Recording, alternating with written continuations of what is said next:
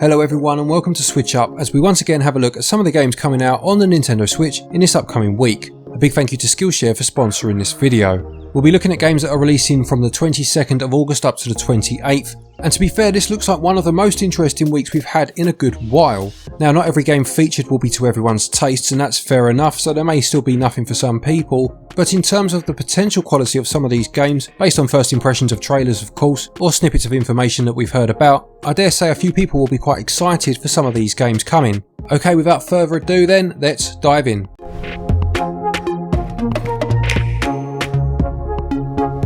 Starting things off then, releasing on the 25th, we have a game called Over the Alps. This is selling for £10.29, although it does have 15% off of that price up until launch date the 25th. This is a story about spies and espionage which is set in the late 30s during World War II and sees you trying to stay undercover, evading the police and racing across the Swiss Alps. It has a lovely art style and absolutely nails that crime thriller aesthetic, as well as the music which goes really nicely with it, going by what I've heard on the trailer. The trailer itself doesn't give too much away in terms of what the actual gameplay is. On the blurb it does say that there are branching narratives and multiple endings to discover, as well as a host of characters with you having to determine who's a friend and who's a foe.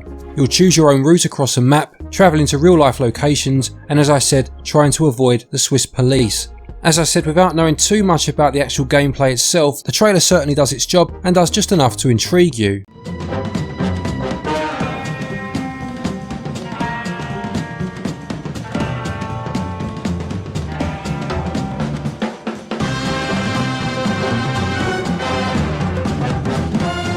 Next we have a game called No Straight Roads, which is coming out on the 25th and sells for £34.99, although again it does have 10% off that price up until the 31st of August. Now every time I see the name of this game, I can't help but think of the last line in Back to the Future, even though it's not the same at all, it just reminds me of it. Anyway, this is a game I've had my eye on for a while, for the physical version that is, and appears to be some sort of third-person action adventure and rhythm-based hybrid. You play as Mayday and Zook, trying to start a revolution to take down the EDM empire. You can play it singly or in couch co-op, and it looks to be a lot of fun.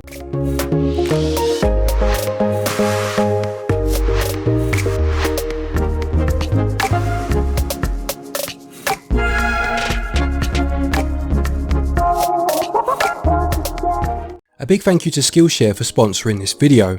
Skillshare is essentially an online learning community which offers thousands of inspiring classes for those looking to branch out and enhance their skills. The topics include music, animation, film and video. There's even one on how to build a successful YouTube gaming channel. I should probably watch that sometime. I decided to try something completely different recently, and I took a productivity masterclass by Ali Abdal. It broke down certain myths about having enough time or struggling for motivation before looking at things such as Parkinson's law and how it all applies to the productivity equation. Now, the other classes I've taken via Skillshare thus far have all been about practical skills, so it was nice trying one that was a bit more about growing a particular mindset. I enjoyed the change of pace. You can get all of this for less than $10 a month via an annual subscription, but also Skillshare have provided us with a link which will be down in the description to this video, as well as that top pinned comment entitling the first 1,000 people to use it to a 2-month free trial. It really is worth having a look at.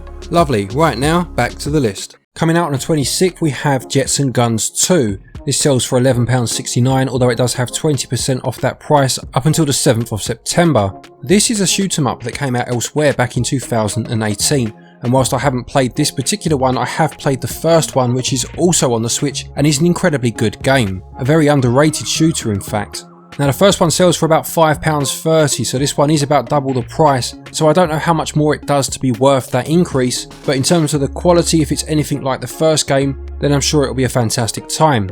The first one I noticed is actually on sale as of the time of this video, at least in the EU. I'm not sure about other regions. It was down to about £2, which is an absolute no-brainer. And yeah, looking at this trailer, this one looks just as good to be fair, if a bit more expensive.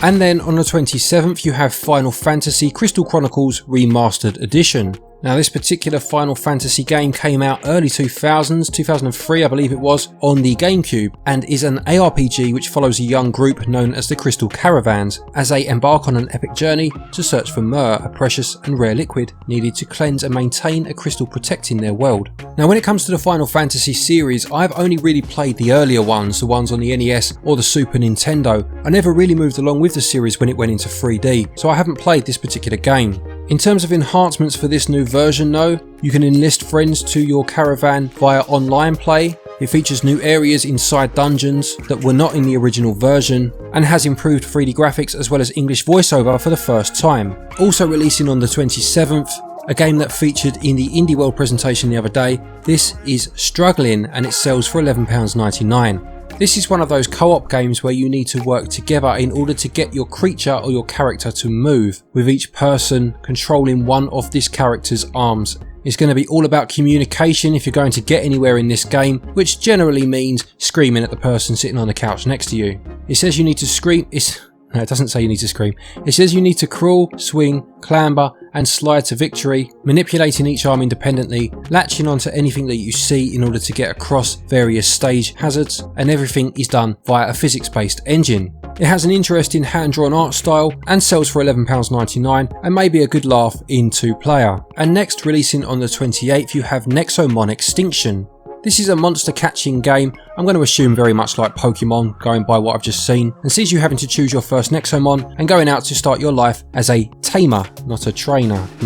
Explore a world teeming with Nexomon, trap and tame over 300 brand new Nexomon from 11 different elemental types. Step up and take on challenges, train to become the greatest there's ever been. So yeah, very much like Pokemon then. Now Nexomon was a mobile game back in 2017, which I think had some sort of in-app purchases, whereas this new one, Extinction, as far as I can see at least, I'm pretty sure, is a full game experience with none of that included, which is nice. It's only £16.99 and has 10% off of that until the day before launch, so if you've completed your Pokédex in the new Pokemon games on the Switch and are looking for something similar, or you want something like that but don't want to pay the full premium price at Pokemon Commands these days, then this may well do you.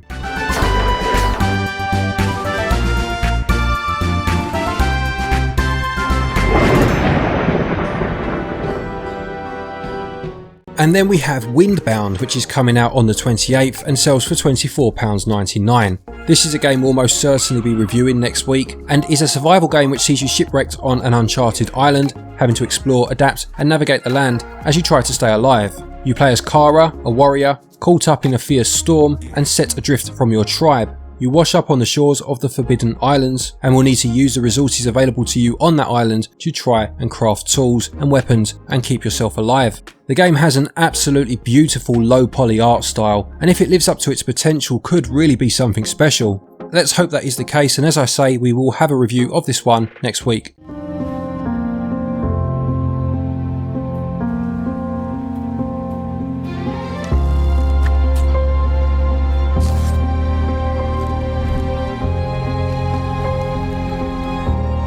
And coming out next we have Captain Tsubasa Rise of New Champions. This is a football game published by Bandai Namco and based on a very popular manga and anime series. Now I was just reading up on this a little bit and I found out that the original manga, which started in 1981, was actually inspired by the 1978 World Cup tournament. I'd love to say that England's dazzling skills had something to do with that, but we didn't qualify for that one, so yeah, no, that's not the case. This is another game I've had my eye on for quite a while, but the physical edition at the minute for pre-order is incredibly expensive, as is this digital version, as seems to be the case with Bandai Namco games, and it's selling for £49.99, and that's if you don't go for the deluxe edition, which is selling for £10 more. I'm expecting there to be hugely powerful shots and saves in this game, and for it all to be delightfully over the top. I really do want to pick this one up, but I think I'll be waiting for that physical edition to drop in price.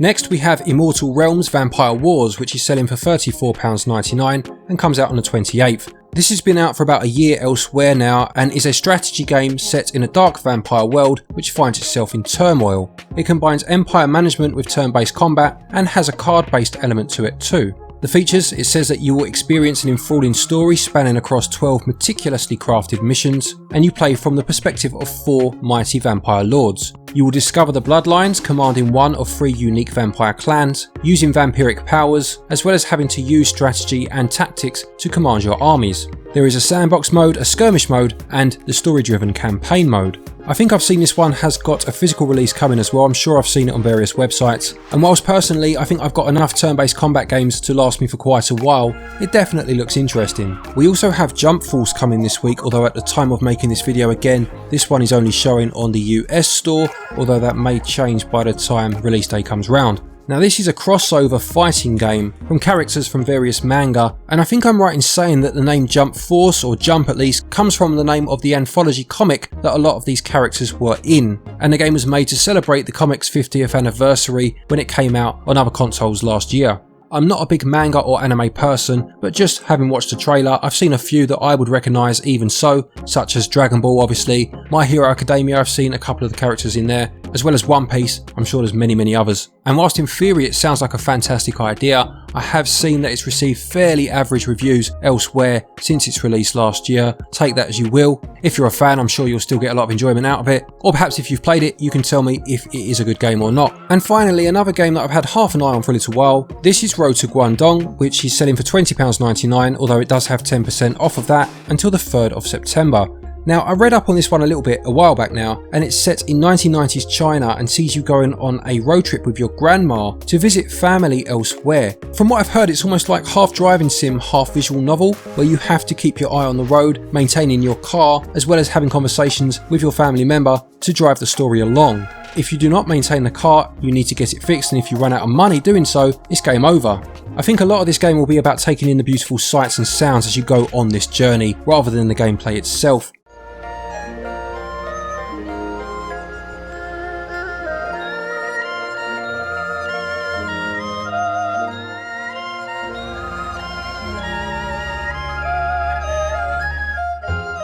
And that's it for this week then. As I said, there may be some of you that have no interest in any of these games, and that's fair enough, but I don't think it's unfair to say that this is one of the better weeks in terms of the quality of the games at least that's come for quite a while.